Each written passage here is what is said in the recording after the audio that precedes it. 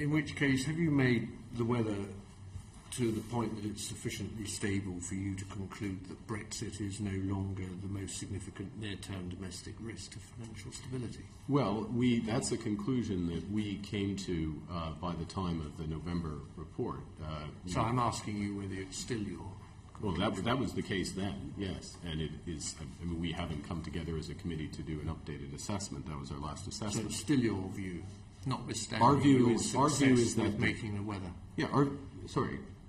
Maybe I was misunderstood.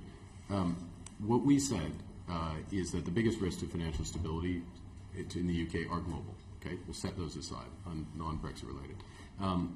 We identify the four major domestic risks to financial stability. Current account is a crossover risk, international and domestic.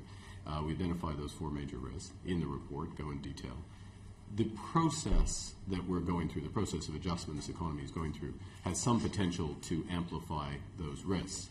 But those risks are there, would be there, even if we were not leaving the European Union. Now, there are issues financial stability issues related to the transition from where we are today to the exit. I'm sure we'll get into them, and there are steps that we can take to help mitigate those.